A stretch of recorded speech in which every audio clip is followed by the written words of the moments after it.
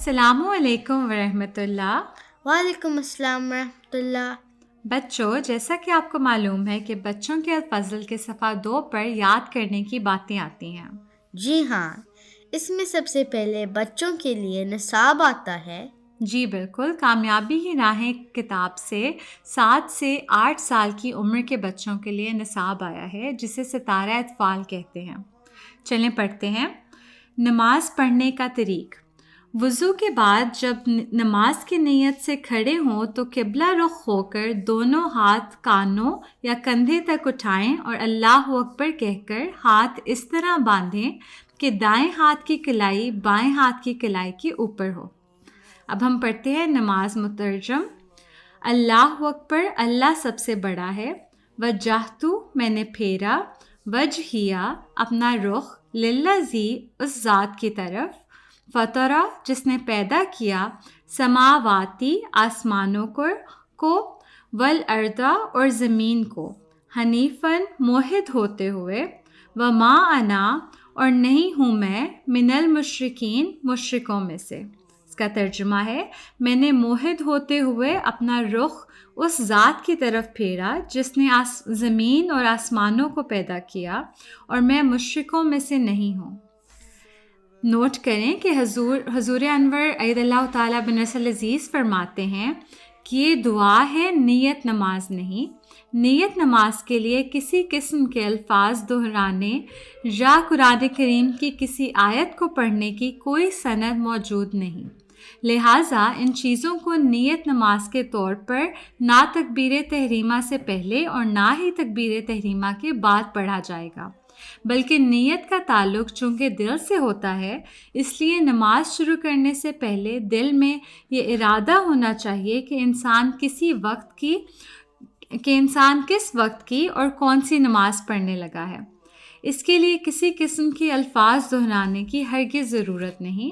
اسی طرح تکبیر تحریمہ کے بعد جو ہم وجہتو، وجہیہ کی مسنون دعا پڑھتے ہیں، وہ نیت نماز کے طور پر نہیں پڑھتے، بلکہ جس طرح حضور صلی اللہ علیہ وآلہ وسلم نے کلمات یہاں پڑھے ہیں یا دیگر دعائیں پڑھی ہیں، اسی طرح آپ کی سنت کتابیں ہم یہ دعائیہ کلمات پڑھتے ہیں۔ تو اب اس کے بعد کیا آتا ہے زینہ؟ روزمرہ دعائیں یاد کریں۔ جی، جیسا کہ سب کو معلوم ہے کہ بچوں کا الفضل چھوٹی چھوٹی دعائیں بھی یاد کرواتا ہے۔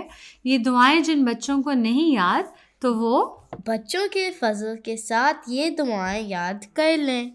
جی بالکل، وہ ہمارے ساتھ یاد کر لیں۔ چلیں دیکھتے ہیں آج کون سی دعا آئی ہے۔ اعوذ باللہ من الشیطان الرجیم، بسم اللہ الرحمن الرحیم۔ زینہ آپ میرے ساتھ ساتھ پڑھیں۔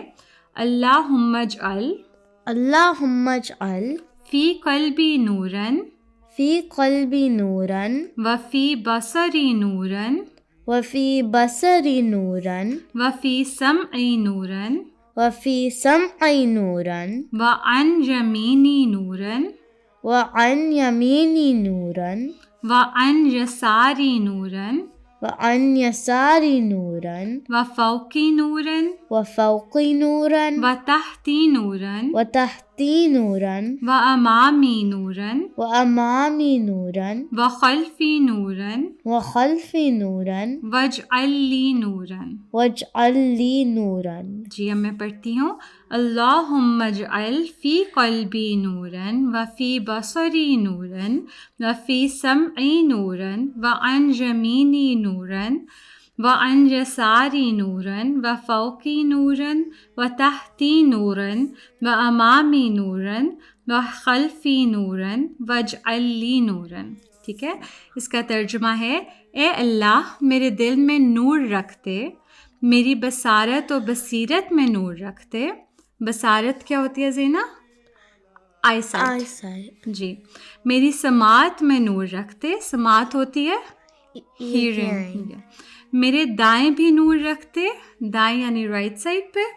میرے بائیں بھی نور رکھ دے، بائیں کیا ہوتا ہے؟ Left side. جی، میرے اوپر بھی نور ہو اور میرے نیچے بھی نور ہو، اور میرے آگے بھی نور رکھ دے اور میرے پیچھے بھی نور رکھ دے، اور میرے لیے نور ہی نور کر دے۔ ٹھیک ہے، تو اس میں آپ اللہ تعالیٰ سے کس چیز کی دعا کرنی ہے؟ نور۔ نور کیا ہوتا ہے؟ لائٹ. ٹھیک ہے, تو لائٹ کس چیز کی؟ گائیڈنس کی, ہدایت کی. تو آپ اللہ تعالیٰ سے, یہ بہت ہی جامع دعا ہے جس میں آپ اللہ تعالیٰ سے ہدایت کی دعا کر رہی ہیں کہ ہر طرف میرے نور ہو, ایمان کا نور ہو, اور اللہ تعالیٰ ہمیشہ مجھے سیدھے راستے پر رکھیں. ٹھیک ہے, ٹھیک ہے. تو یہ تھی دعا. اس کے بعد چھوٹی سی ایک حدیث آتی ہے نا ماما؟ جی بالکل, احادیث یاد کریں. یہاں بچوں کے یاد کرنے کے لیے چھوٹی سی حدیث ہوتی ہے, تو اب وہ ہم پڑھتے ہیں. حدیث ہے السلام قبل الکلامی. آپ پڑھیں.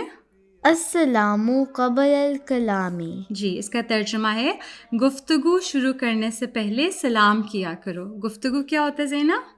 کنورسیشن. جی, تو جب بھی آپ کسی سے بات کریں یا کسی سے بھی ملیں تو بات شروع کرنے سے پہلے آپ نے سلام کرنا ہوتا ہے. ٹھیک ہے. ٹھیک ہے.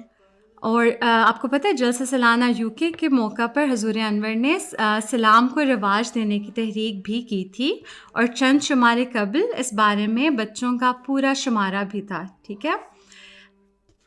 اس کے بعد آتا ہے ادب آداب. جی بالکل, اس کے بعد آتا ہے ادب آداب, تو ہم وہ پڑھتے ہیں. حضور انور رضی اللہ تعالیٰ بنصر العزیز فرماتے ہیں کہ بعض لوگ سمجھتے ہیں کہ جب امام خطبہ دے رہا ہو تو بات کر لینے میں کوئی حرج نہیں. ٹھیک ہے, تو حضور فرما رہے ہیں کہ کچھ لوگ سمجھتے ہیں کہ جب امام مسجد میں خطبہ دے رہا ہے تو آپ بات کر سکتے ہیں, اٹس اوکے ٹو ٹاک. ٹھیک ہے. تو اور بعض لوگ اپنے بچوں کو خطبے کے دوران منہ سے بول کر روک ٹوک کر رہے ہوتے ہیں, خاص طور پر عورتوں میں. تو ان کو یاد رکھنا چاہیے کہ اول تو بالکل چھوٹے بچوں کو جن کو سنبھالنا مشکل ہو مسجد میں نہ لائیں. ٹھیک ہے. ضرور فرما رہے ہیں کہ بالکل جو چھوٹے بچے جیسے انفنٹس ہوتے ہیں وہ کئی دفعہ رو پڑتے ہیں اور ان کو چپ کرانا مشکل ہوتا ہے نا, تو بہتر ہے کہ ان کو مسجد میں نہ لایا جائے. ٹھیک ہے, کیونکہ سب کے لیے ڈسٹربنس ہوتی ہے نا وہاں جو عبادت یا ذکر الہی کر رہے ہوتے ہیں. دوسرے, بچوں کو سمجھا کر لانا چاہیے کہ مسجد کے آداب ہوتے ہیں. ٹھیک ہے, ایٹیکیٹس آف ماسک ہوتے ہیں نا, تو بولنا نہیں, شور نہیں کرنا وغیرہ. ٹھیک ہے. اور مستقل اگر بچے کے ذہن میں یہ بات ڈالتے رہیں تو آہستہ آہستہ بچے کو سمجھ آ جاتی ہے. ٹھیک ہے. اگر نہ سمجھائیں تو میں نے دیکھا ہے کہ بعض دفعہ 8-10 سال کی عمر کے بچے بھی آپس میں خطبے کے دوران بول رہے ہوتے ہیں, باتیں کر رہے ہوتے ہیں, ایک دوسرے کو چھیڑ رہے ہوتے ہیں, شرارتیں کر رہے ہوتے ہیں. تو اس طرف بچوں کو مستقل توجہ دلاتے رہنا چاہیے. ٹھیک ہے. حضور فرما رہے ہیں کہ ہمیشہ سب بچوں کو یاد کرواتے رہنا چاہیے کہ وہ ایٹیکیٹس آف ماسک فالو کریں, اور مسجد میں کسی قسم کا کوئی شور نہیں ہونا چاہیے. ٹھیک ہے. ٹھیک ہے. اور اگر کبھی ساتھ بیٹھے ہوئے بچے کو یا کسی دوسرے شخص کو خاموش کروانا پڑے تو اشارہ سے سمجھانا چاہیے, منہ سے کبھی نہیں بولنا چاہیے. ٹھیک ہے. ٹھیک ہے.